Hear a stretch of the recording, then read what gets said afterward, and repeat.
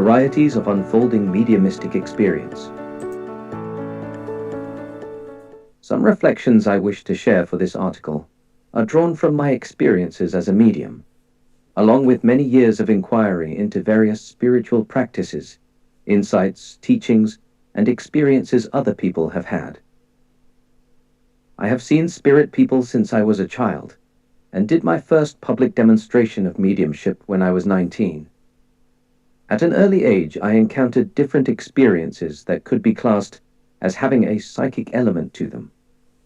At the age of 16, I entered a Christian monastery and started to follow the monastic community's regular practices of prayer, reflection, and meditation, and noticed that the early experiences I had been having were beginning to intensify because of the practices I was doing. The reason for mentioning the latter is because other people I know, such as the Yoga Master Swami Dharmananda Saraswati Maharaj and some of her students, have also found similar things happening to them. Yet for them it was not, of course, because of Christian monastic practices bringing the experiences about, but various yoga practices. Swamiji herself once told me that she was not, in fact, focusing on or even considering awakening experiences or abilities that could be classed as being of either a mediumistic or psychic nature at the time. And for some of her students, this has also been the case. A young and charming English Swami I once met and spoke to some years ago at the Tranquil Ramakrishna Vedanta Center in Bourne End in England, mentioned to me that after becoming a monk and doing regular practices of yogic meditation and mantra, he started to develop some of the classic yogic and Buddhist powers mentioned in an array of Indian scriptures, particularly one that is often described as the divine ear, and associated with a unique ability to be aware of the cries of all carnate and discarnate creatures, both nearby and at a great distance. It is in fact a power that displays a profound opening to the suffering of others, to humans and other beings and species suffering. The young Swami mentioned how at first he had found it difficult to handle, and how once again it was not something he was expecting or even trying to unfold in his spiritual life and practices. A natural part of our being. I feel it is important that we embrace the light that is there in numerous spiritual traditions and realize that nationality, spiritual background, or beliefs have nothing to do with the phenomena of mediumistic and psychic powers, as they are a natural part of everyone's being and found manifesting in the majority, if not all, of the world's great wisdom and mystical traditions. And as shown in the previous examples, these powers can manifest without consciously trying to unfold them. Although it should perhaps be mentioned here, our beliefs may color our perceptions and understanding of them. Our prevalent state of awareness and any concepts we hold can condition the emergence of any mediumistic or psychic abilities because of them working through the mechanisms of our finite physical mind, body, and feelings. It is therefore helpful to look at ourselves, our beliefs, and our perceptions, and see how we can be more openly receptive to the world of the spirit, and mindfully aware of those that may work with us from that interconnected realm, which is also a part of us. For we ourselves are spirit in physical form. Like me, there are others who have had or displayed mediumistic and psychic abilities from an early age, but as mentioned earlier, there are others who have not. They came about later in life and only after undertaking practices that were not specifically performed for the purpose of unfolding them. I make this point as there are some, and I emphasize the word some, who believe that mediumship is something that distinctly shows itself early in life and only manifests within the spiritualist movement or a selected few who were uniquely born with the ability. As is often the case, there are numerous areas to consider when it comes to spiritual practices and mediumistic powers.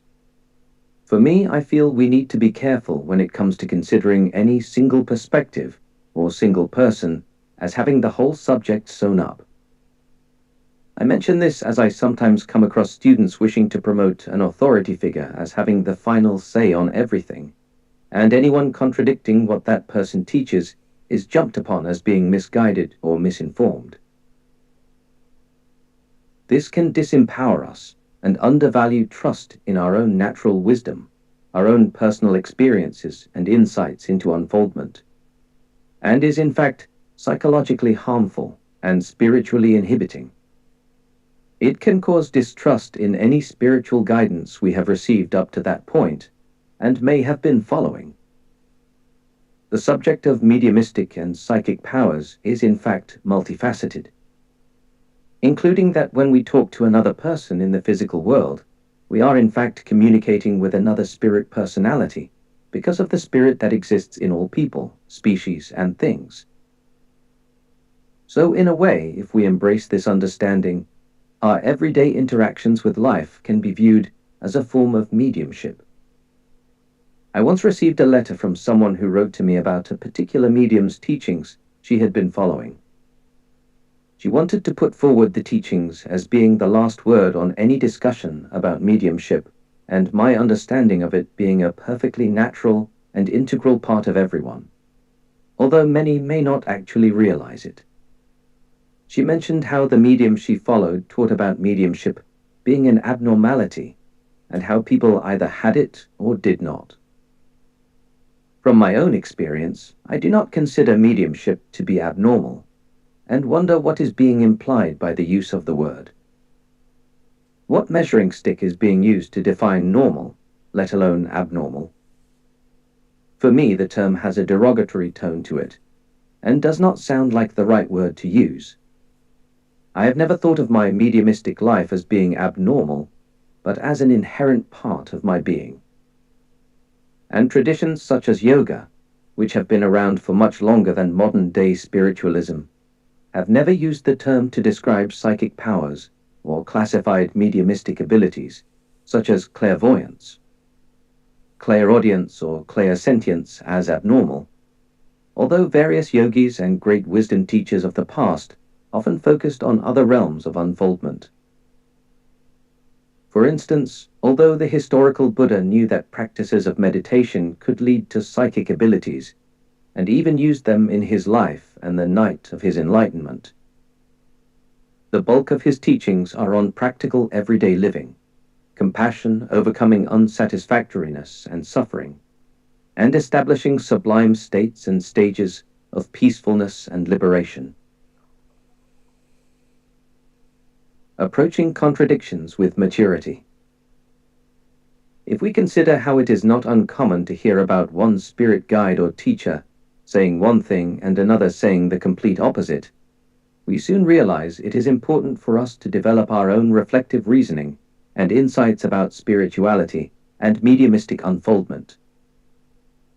These are, after all, important things to include in healthy spiritual growth.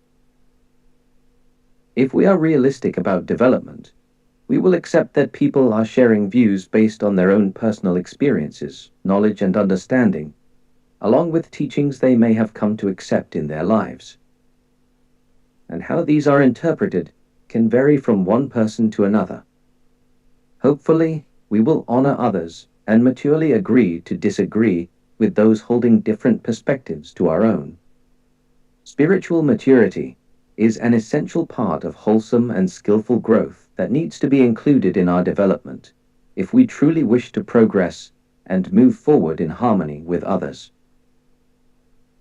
Some of the early trance controls of mediums, such as J.J. Morse, see his book, Practical Occultism, pointed out that the underlying aim of the Spirit's work, their teachings and messages, is to encourage us to develop ourselves in healthy ways and to seek the wisdom that is within us, rather than looking to spirit communicators and teachers for guidance and answers on all matters.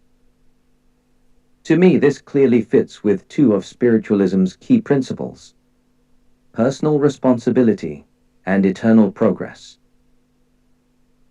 Traditions such as Buddhism, Hinduism, and Christianity have recognized certain practices that can awaken followers to powers that can be classed as mediumistic in their nature, such as the divine ear, as previously mentioned, and the divine eye, terms used in both the Buddhist and Hindu yoga traditions. Even within scientific fields, there are people such as the Cambridge biologist Rupert Sheldrake, who have recognized powers and memories that can be classed as psychic, embedded within the workings of nature, of which we are a part, and in the habits of various species. Sheldrake's discoveries have highlighted a collective interconnected consciousness that goes beyond individual physical realms of interaction and knowing. I feel that those of us who might class ourselves as mediums have to be cautious of seeing ourselves as different from others.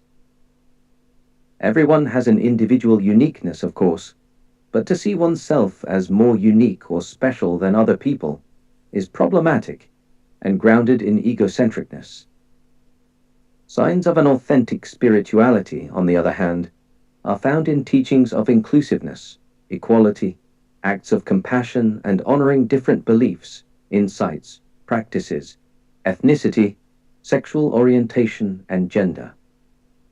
If we embrace mediumship along with unitive perspectives that look for the best in all of us, they may ultimately guide us to seeing everyone as mediumistic in one way or another, and as a member of our global family because of our shared origins and everyone's ability to be aware of the universal spirit in physical form. In various traditions, this understanding is described in different ways.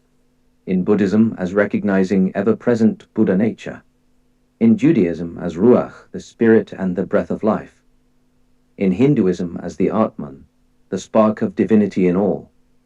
And in Christianity, as the divine indwelling and the cosmic Christ. We see from this that there are numerous realms to consider, and the possibility of an array of life-affirming perspectives we could embrace. It is, of course, up to each and every one of us to consider where we individually stand, and whether we maturely accept that no matter what position we may take, there will always be those with different views to our own, with valid points and insights to consider. Ultimately, all we need to do is learn how to be comfortable with this multifaceted diversity of understanding, be comfortable in our own skin, and find mutually beneficial ways in which we can live in harmony with our global sisters and brothers and discover a profound and sacred unity in the enriching realms of spiritual and mediumistic awakening.